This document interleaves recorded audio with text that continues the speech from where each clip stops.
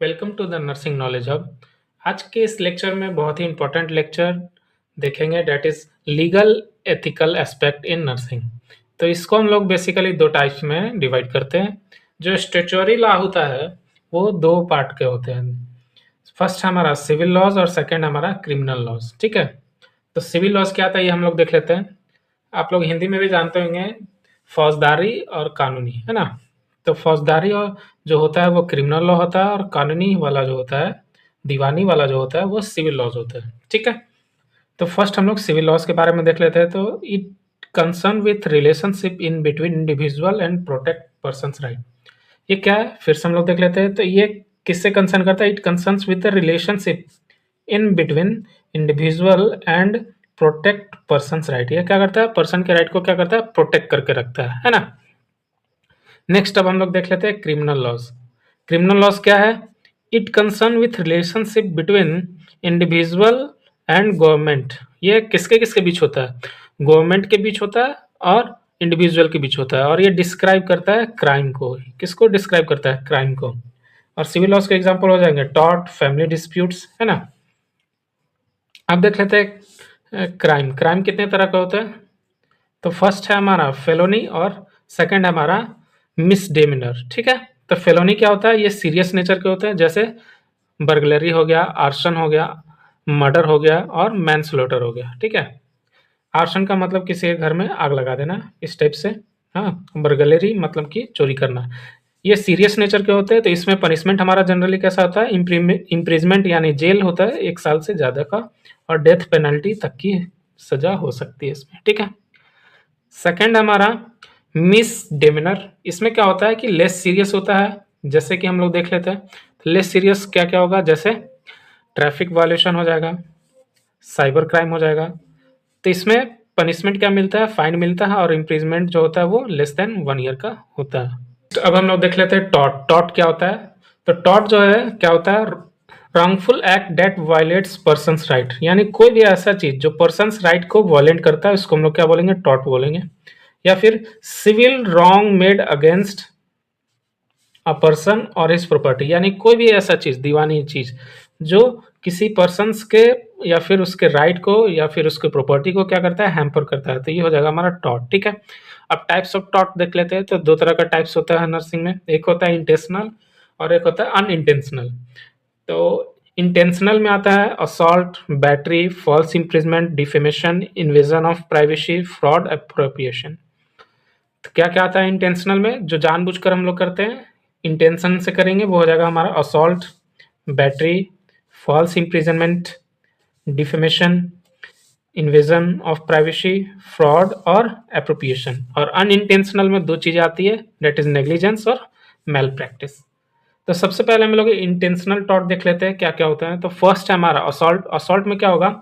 Verbal threatening और put another in fear और harmful offensive content. इसमें क्या होगा? जैसे किसी को धमकाना, असॉल्ट करना। ठीक है, तो जैसे किसी को मैं बोल देता हूँ कि मैं तुमको मारूंगा, जान से मार दूंगा, तो ये क्या हो गया? वर्बल थ्रेटनिंग हो गया। ठीक है, और इस कारण वो क्या आ जाएगा? डर में आ जाएगा। तो इसी को हम लोग क्या बोलते हैं? असॉल्ट बोलते हैं, है ना। नेक्स्ट हमारा बैटरी है। तो बैटरी क्या होता है देख लेते हैं। तो battery touching another's body without his या हर कंसेंट, या फिर विदाउट देयर कंसेंट। तो अगर किसी को हम टच कर रहे हैं बिना उसके कंसेंट के, बिना उसके मर्जी के, तो इस चीज को हम लोग क्या बोलते हैं? बैटरी बोलते हैं। ठीक है, नेक्स्ट हमारा क्या है? False imprisonment. ये क्या होता है? Intentional confine a person without legal authority. ठीक है, तो यानी किसी के ऊपर इल्जाम लगाना जानबूझकर, ठीक है, बिना उसके लीगल अथॉरिटी के, तो ये हो जाएगा हमारा फॉल्स इम्प्रिजनमेंट। देख लेते हैं फ्रॉड। फ्रॉड क्या होता है? डेलिब्रेट डिसेप्शन, यानी किसी का जानबूझकर लाभ उठाना। ठीक है, डिसेप्शन मतलब लाभ उठाना with patient to produce unlawful gain. ठीक है, तो जैसे फ्रॉड करना, जैसे पैसा लेकर कोई काम करना, तो ये भी क्या हो जाएगा? फ्रॉडगिरी हो जाएगा, है ना।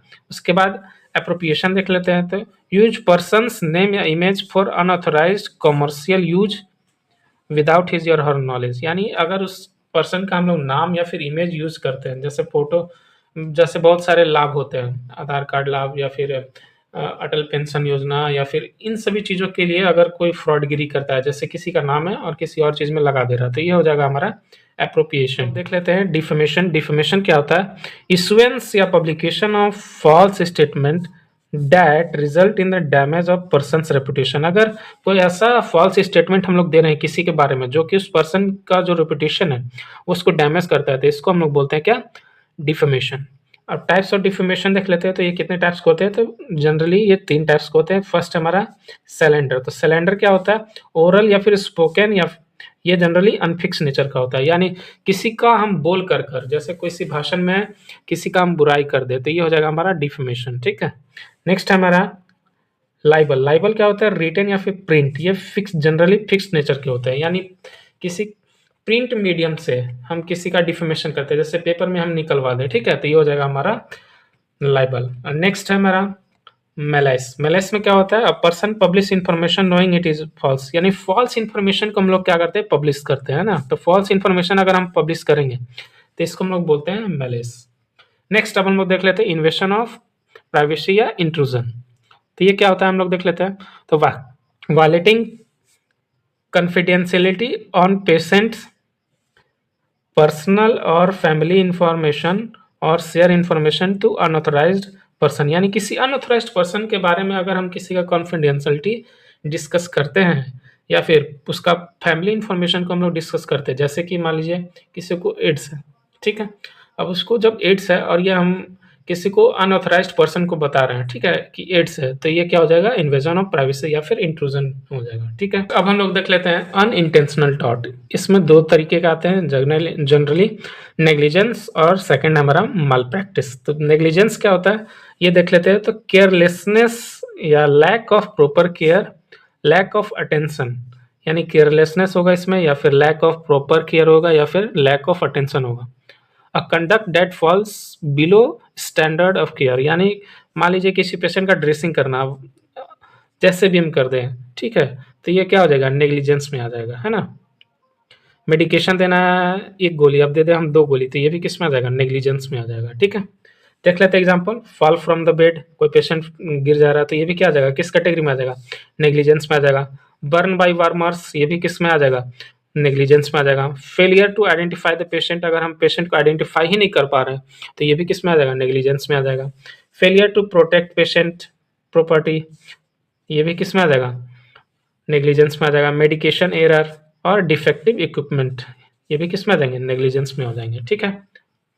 नेग्लिजेंस में जनरली 2 तरीके के होते हैं। Negligence include 2 types, that is act of commission और act of omission.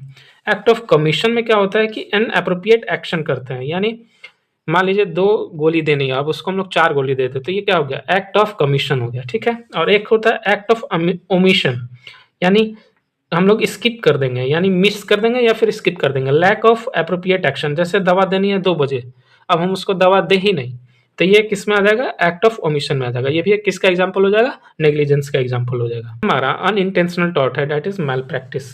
Mail practice क्या होता है, a type of professional negligence in which any professional fail to provide standard of acceptable care that result in damage, injury और death of patient. तो ऐसा professional negligence जो कि professional fail होता है, जो कि हमको प्रोवाइड कराना चाहिए था उस पेशेंट को, जो कि एक्सेप्टेबल नहीं है, जो कि रिजल्ट करता है डेथ में, इंजरी में, या फिर डैमेज टू द पेशेंट। ये जनरली 3 नेचर के होते हैं, इमोरल होते हैं, इलीगल होते हैं और अनस्किलफुल प्रैक्टिस होता है। ठीक है। एग्जाम्पल इसका देख लेते हैं। Living object inside the body after surgery, अगर किसी चीज को, किसी ऑब्जेक्ट को हम लोग पेशेंट के बॉडी, जैसे हम ऑपरेशन कर रहे हैं, अब उस केस में हम लोग क्या करेंगे, उसके अंदर सीजर छोड़ दें या फिर रुई छोड़ दें या फिर और भी बहुत सारी चीज़ें छोड़ दें, तो ये क्या हो जाएगा, मैल प्रैक्टिस में आ जाएगा, ये नेग्लिजेंस में नहीं आएगा। ठीक है। तो एक तरह से कह सकते हैं कि नेग्लिजेंस छोटा गलती और मैल प्रैक्टिस हो जाएगा बड़ा गलती। ठीक है। फेल टू टेक कंसेंट, अगर हम कंसेंट ले ही नहीं किसी प्रोसीजर से पहले, जनरली ऑपरेशन से पहले कंसेंट लिया जाता है उसके रिलेटिव्स के द्वारा, ठीक है, तो वो हम कंसेंट ले ही नहीं, तो ये भी क्या हो जाएगा, मैल प्रैक्टिस में आ जाएगा। Fail to report change in patient condition, patient का क्या कंडीशन है या फिर उसमें क्या चेंजेस आ रहे हैं, इसको हम लोग रिपोर्ट कर ही नहीं पा रहे, तो ये भी किस में आ जाएगा, मैल प्रैक्टिस में आ जाएगा। Fail to observe the patient condition, हम लोग पेशेंट को जो कंडीशन है उसको ऑब्जर्व ही नहीं कर पा रहे, तो ये भी किस में आ जाएगा, मैल प्रैक्टिस में आ जाएगा।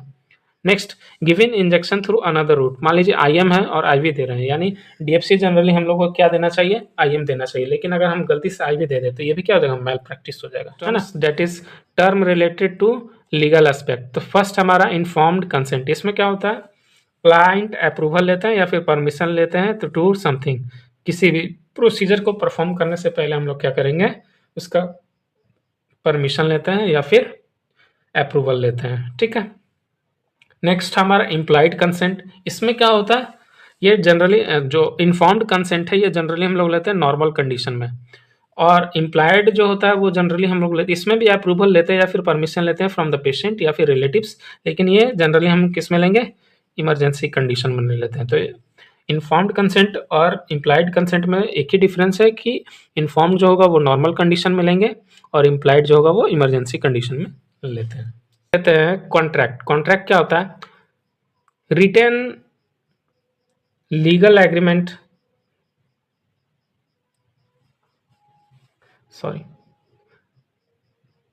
नेक्स्ट अब हम लोग देख लेते हैं कॉन्ट्रैक्ट। कॉन्ट्रैक्ट क्या होता है, तो रिटेन या oral agreement in between two person who exchange goods and services, अगर किसी परसेंट में एग्रीमेंट हो रहा है यानी सर्विसेज का एक्सचेंज हो रहा है या फिर गुड्स का एक्सचेंज हो रहा है, तो ये क्या हो जाएगा हमारा रिटेल, दैट इज ये दो फॉर्म में होता है, रिटेन और ओरल, तो इसको हम लोग बोलते हैं कॉन्ट्रैक्ट, ठीक है।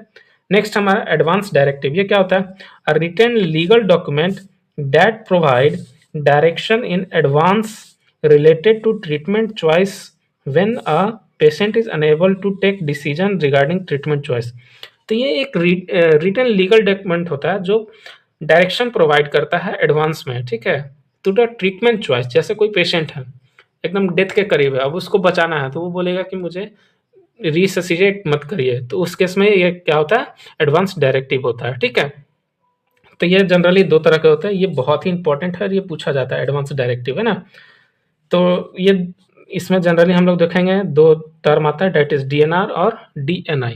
तो डीएनआर का फुल फॉर्म होता है डू नॉट रिससिटेट, तो इस केस में हम लोग क्या करेंगे, पेशेंट को रिससिटेट नहीं करेंगे, यानी अगर डेथ के करीब रहेगा तो सीपीआर जैसा जो होगा प्रोसीजर वो हम लोग फॉलो नहीं करेंगे। नेक्स्ट डीएनआई, डीएनआई जो होता है वो होता है डू नॉट इंटूबेट, अगर इंटूबेट करने की जरूरत पड़े तो उस केस में भी हम लोग इंटूबेट नहीं करेंगे, ठीक है। नेक्स्ट हमारा good सैमरिटन law.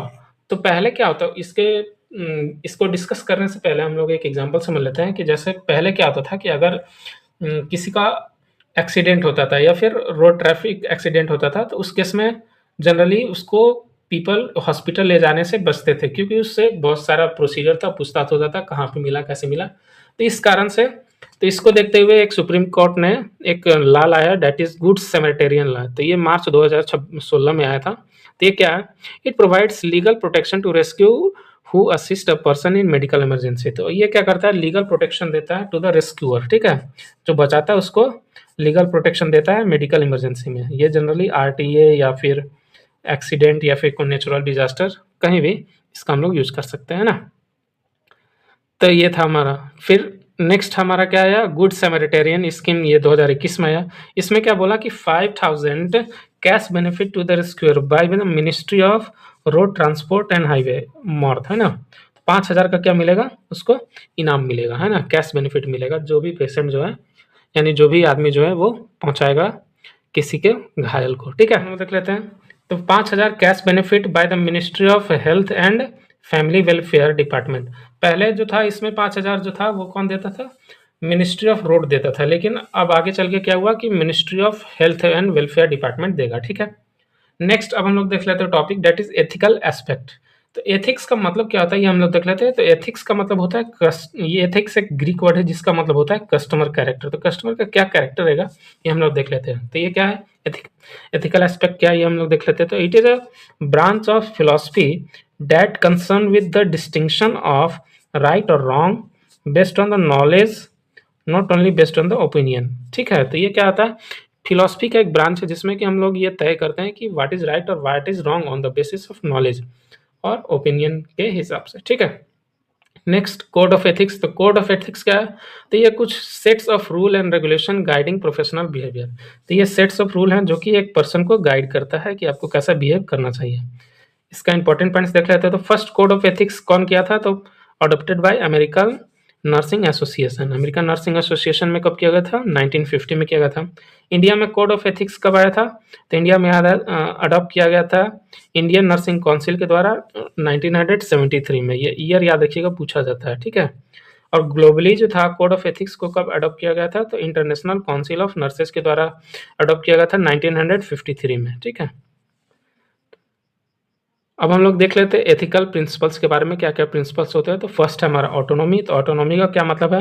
Respect patient right and self determination, यानी पेशेंट्स का जो राइट है उसको हम लोग क्या करेंगे? रिस्पेक्ट करेंगे, और उसके सेल्फ डिटर्मिनेशन को। सेकंड हमारा बेनिफिशियंस, इसका क्या मतलब होता है? Duty to do good to others, यानी हमारा काम ही है कि हम लोग उसका क्या करेंगे? हमेशा अच्छा करेंगे। ये तो हमारा बेनिफिशियंस हो गया। उसके बाद है नॉन मैलिफिसेंस। इसमें क्या होता है? Do not cause harm to the patient, हमको किसी को हार्म नहीं पहुंचाना है, ठीक है।